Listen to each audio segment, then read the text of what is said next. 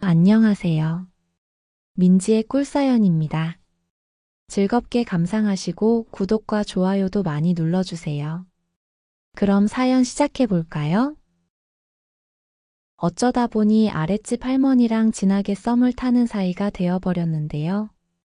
그렇게 자주 좋은 시간을 보낼수록 우리는 더 잘 맞아간다는 느낌이 들었고요. 며칠 전 마침내 저는 보고 말았어요. 할머니가 살짝 정신을 잃는 듯한 그런 모습을 말이에요. 잠깐 혼절하듯이 눈동자에 초점이 흐려지기도 했는데 저는 그런 모습을 생전 처음 보는 거였죠. 괜찮으신 건가 살짝 걱정이 되기도 했는데요. 할머니는 좋아서 그런 거라면서 나중에 결혼하면 마누라한테도 이렇게 해줘야 한다고 오히려 장난을 치시는 거 있죠. 그러면서 어서 계속 해달라고 저를 재촉하시기도 했어요.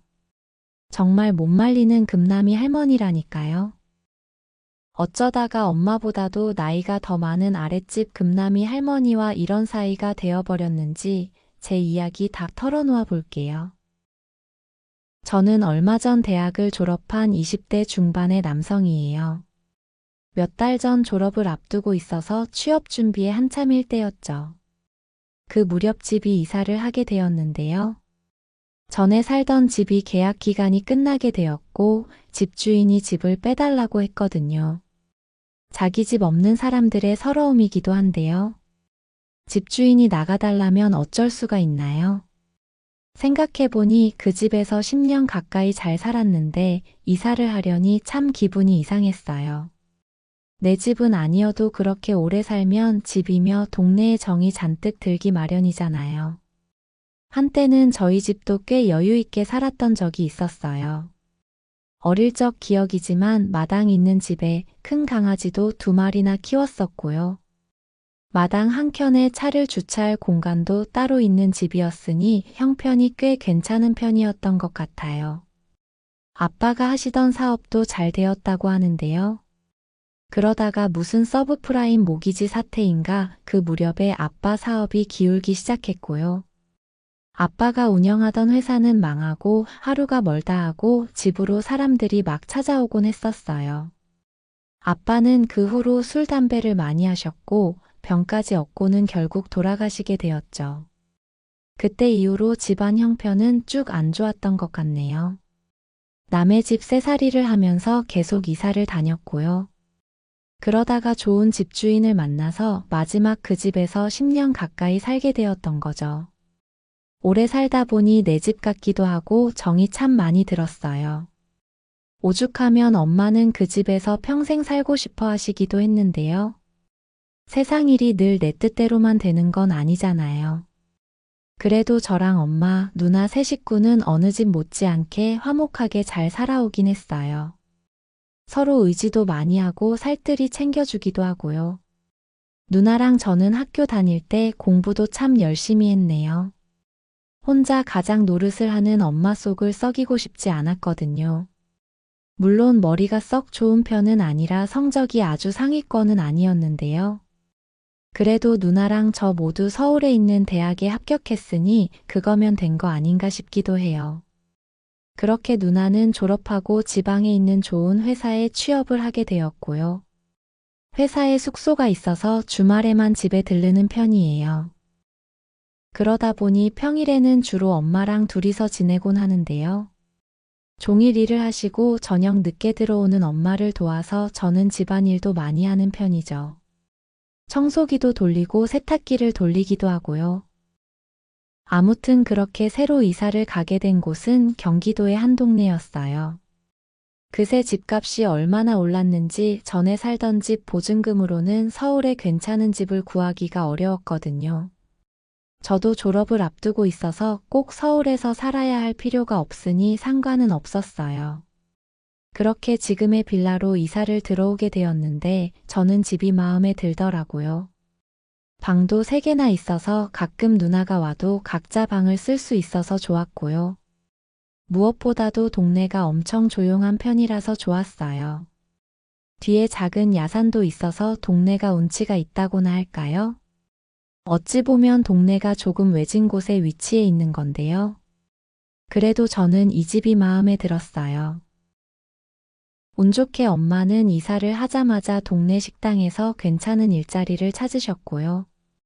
이제 저만 좋은 곳에 취업을 하게 되면 모든 일이 순조롭게 풀리는 셈이었죠. 그렇게 이사를 들어가고 며칠 지났을 무렵이었어요. 학교를 마치고 집에 돌아온 초저녁쯤이었는데요. 빌라 앞에서 한 할머니를 마주치게 되었어요. 바로 금남이 할머니였어요. 장을 보고 오시는 건지 양손에 검은 봉지를 들고는 빌라로 들어가시더라고요. 뒷모습만 봐서는 키도 크고 늘씬한 편이어서 아줌마인 줄 알았는데요. 희끗희끗한 머리하고 눈가에 주름을 보니 엄마보다 나이가 많으신 것 같더라고요. 그냥 지나치려다가 같은 빌라에 사는 할머니인가 싶어서 인사를 드려봤어요. 제가 또 싹싹하잖아요. 장 보고 오시는 거냐고 3층 사는 사람인데 짐을 좀 들어드릴까요 하고 물어봤더니 할머니가 씩 웃으시더라고요. 할머니는 한쪽에 있는 봉지를 건네면서 들어주면 고맙지라고 말을 하셨어요. 잘생긴 남정네가 들어주면 더 좋다고 하시면서 장난을 치시기도 했죠. 성격이 참 유쾌한 분인 것 같았어요. 몇 층에 사시냐고 하니까 2층이라고 하시더라고요. 알고 보니 바로 아랫집에 살고 계셨던 거죠. 할머니는 저를 보시더니 신혼부부가 이사를 온 거냐고 물으셨는데요. 저를 새신랑으로 보셨나 보더라고요. 아니라고 대학생이고 아직 미혼이라고 대답을 했는데요. 할머니는 사람 좋게 웃으시면서 제가 잘생겨서 결혼한 줄 아셨다고 하시더라고요. 그렇게 2층 할머니 집에 짐을 들여놔 드리고 돌아가려고 했는데요. 할머니는 잠깐 들어와서 음료수라도 한 잔 마시고 가겠냐고 물어보셨어요. 심심한데 말동무도 조금 해달라고 하시면서요. 엄마도 아직 퇴근하시기 전이고 해서 저는 집 안으로 따라 들어가 보게 되었어요. 할머니 집에 들어서자 오래된 가구들이 눈에 보였고요. 집이 엄청 아늑한 느낌이었어요. 그리고 왜 집집마다 특유한 냄새가 있잖아요. 할머니 집안에서도 은은한 냄새가 풍겨왔는데 저는 그 냄새가 참 기분 좋게 느껴지더라고요. 엄마 냄새 같기도 하고 친숙한 느낌이었죠. 저는 집에서 좋은 냄새가 난다면서 살짝 너스레를 떨기도 했는데요. 할머니는 저보고 넉살도 좋다면서 거실 한쪽에 앉으라고 하셨죠. 제가 엄마랑 누나랑 오래 살다 보니 여자랑 대화하는 게 조금 편한 편이거든요. 저는 주절주절 살갑게 할머니에게 말을 걸었고요. 할머니도 그런 제가 반가우신지 우리는 첫 만남인데도 꽤 수다를 떨게 되었어요. 할머니는 3년 전쯤 할아버지를 먼저 보내고 쭉 혼자 살아오셨다고 했어요. 아들만 셋 있다고 했는데 모두들 분가해서 자기 살기 바쁘다라고 이야기를 하셨고요. 뭐가 그리 다들 살기 바쁜지 명절에나 한 번씩 얼굴 비치는 게 전부라면서 볼멘소리를 하시기도 했죠. 저는 아래 윗집 사는 사이가 되었으니 종종 놀러와서 말동무도 해드리고 하겠다고 말을 했는데요. 할머니는 젊은 총각이 어찌 이리 싹싹하냐면서 딸이 있으면 사위 삼고 싶다고 손이며 팔을 쓰다듬어 주시기도 했고요. 꿀이 뚝뚝 떨어지는 눈빛으로 저를 바라봐 주시기도 했어요. 저는 친할머니, 외할머니가 두 분 다 일찍 돌아가셔서 할머니에 대한 기억이 없거든요. 그래서 할머니, 할아버지에 대한 막연한 그리움 같은 게 있었는데요. 금남이 할머니가 저의 그러한 갈증을 어느 정도는 해소해 주시는 것 같았어요. 잠시 후에 엄마가 퇴근해서 오실 시간이 되어서 저는 일어나 보게 되었는데요. 이렇게 안면도 트고 했으니 저희 집에 가서 저녁이라도 같이 드시겠냐고 물어봤거든요. 할머니는 그렇게 불쑥 찾아가면 민폐가 아니겠냐고 다음에 하자면서 말이라도 너무 고맙다고 제 손을 한참 동안 붙잡고 계시기도 했죠. 그게 금남이 할머니와의 첫 만남이었어요. 그때까지만 해도 할머니랑 썸씽이 생길 거라고는 상상도 못했었죠. 그것도 엄마보다도 나이가 훨씬 많은 금남이 할머니랑 말이에요. 이후에 오가면서 할머니를 마주치면 반갑게 인사를 나누는 사이가 되었어요. 할머니는 저만 보면 엄청 반가운 체를 하시면서 붙잡고 말도 많이 하셨고요. 어떨 때는 제 손을 잡고 집으로 이끌고 가시기도 했어요. 줄게 있다면서요. 가보면 사실 별것 아닌 군것질거리일 때가 많았는데요. 그래도 그런 마음이 참 고맙게 느껴지곤 했어요.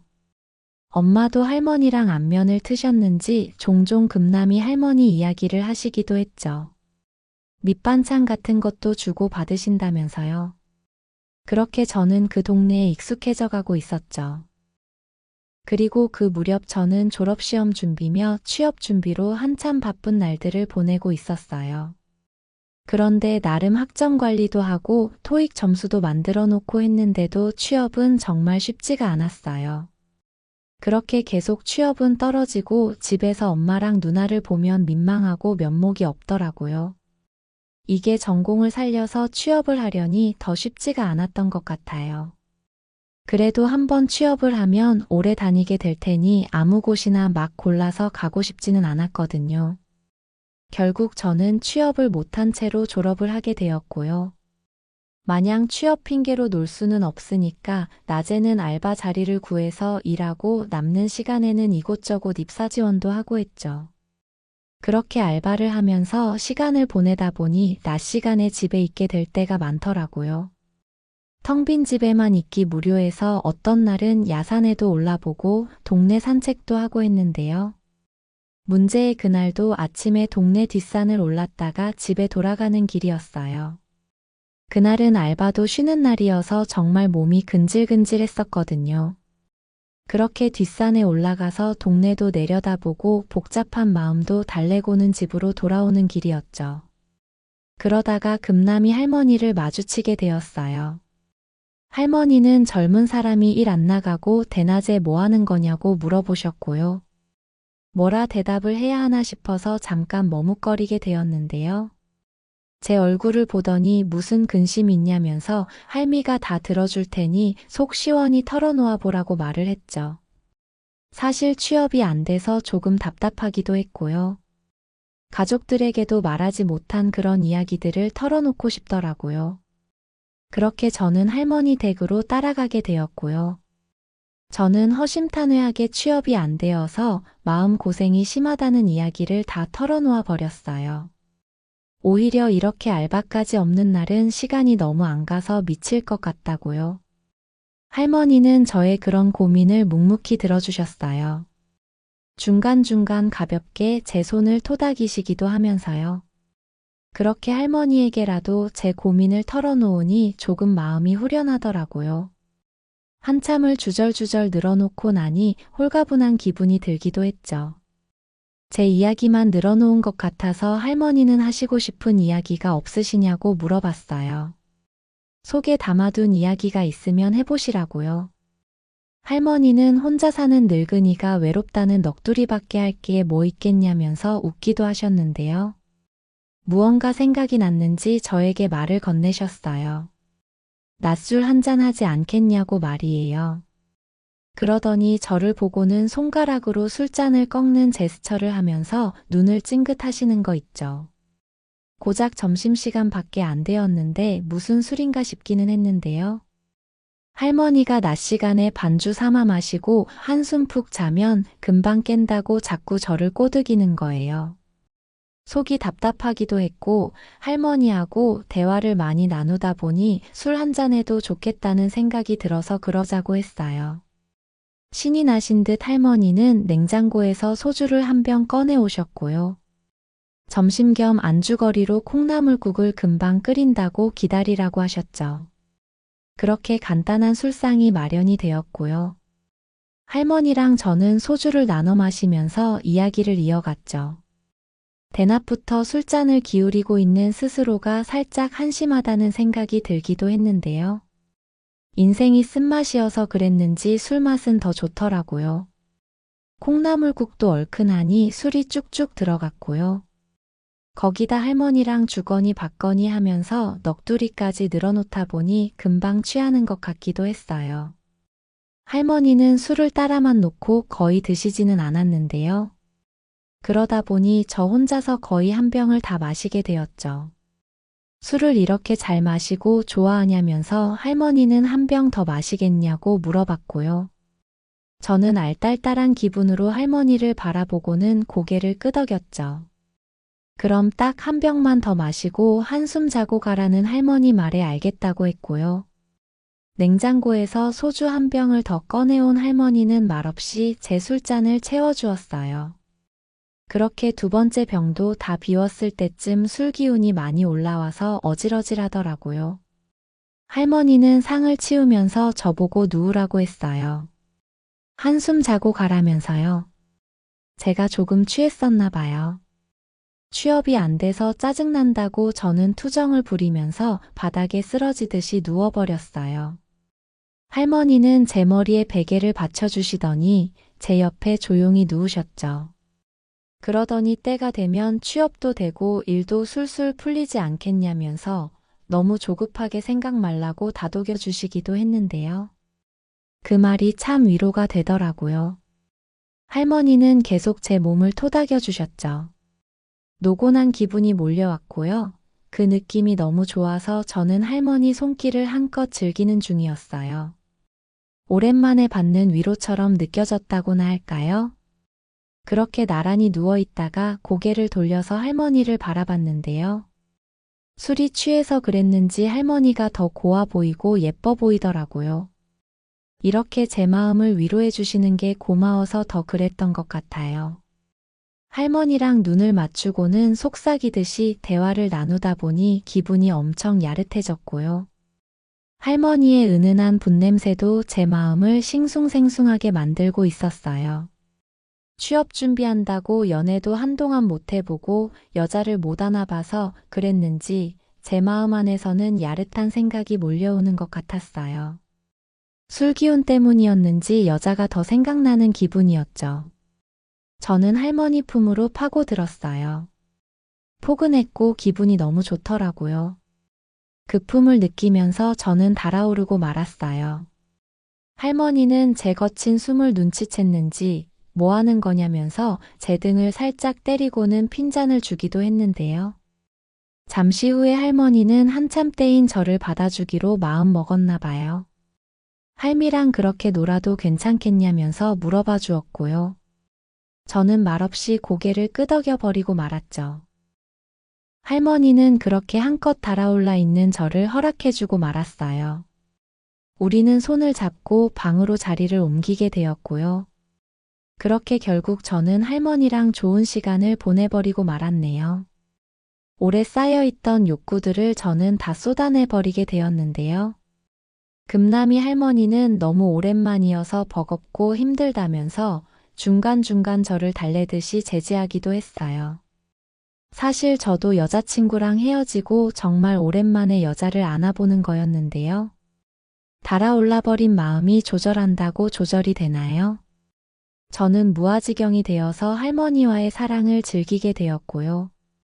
할머니도 젊은 저를 감당하기가 버거운지 힘들어하긴 했지만 좋아하시는 게 분명했어요. 그렇게 우리는 한참 동안 사랑을 나눈 후에야 절정으로 가버리고 말았고요.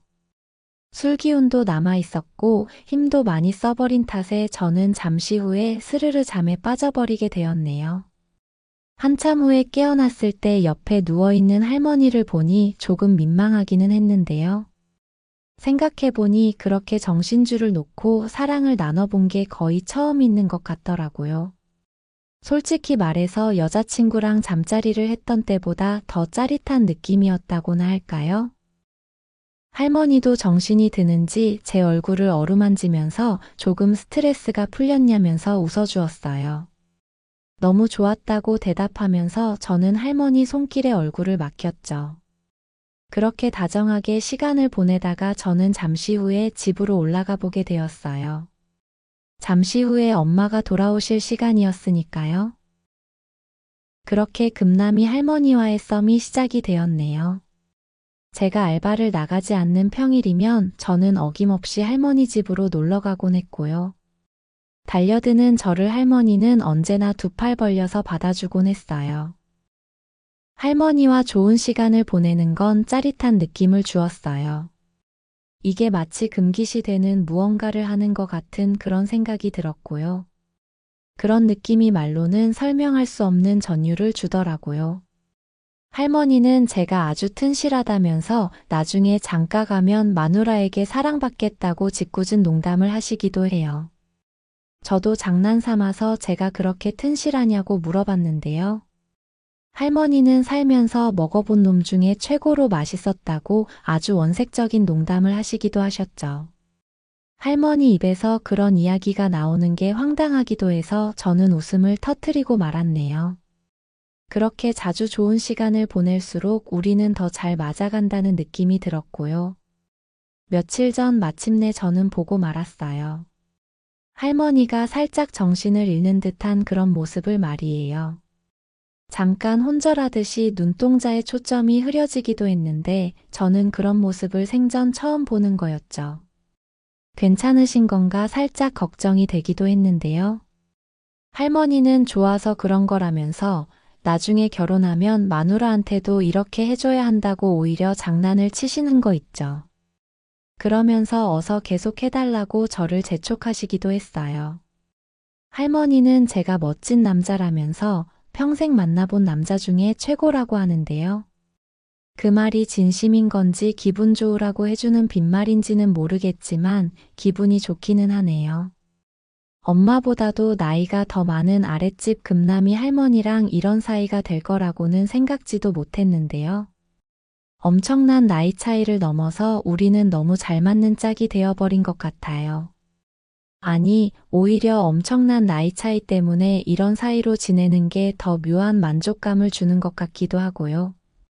누구에게도 털어놓을 수 없는 비밀을 간직한다는 게 이렇게 짜릿한 일일 줄은 몰랐네요. 저는 사실 아직도 취업을 못하고 있는 상태이기는 한데요. 취업 문제만 떠올리면 머리가 아픈 게 사실이지만 그래도 괜찮아요. 멈추지 않고 계속 두드리면 언젠가는 좋은 취업 자리가 나타날 거라고 믿고요. 그리고 무엇보다도 이렇게 여유 있게 지내면서 금남이 할머니랑 좋은 시간도 마음껏 보낼 수 있으니까요. 할머니는 제가 취업하면 선물로 양복 한 벌 사주고 싶다고 하시는데요.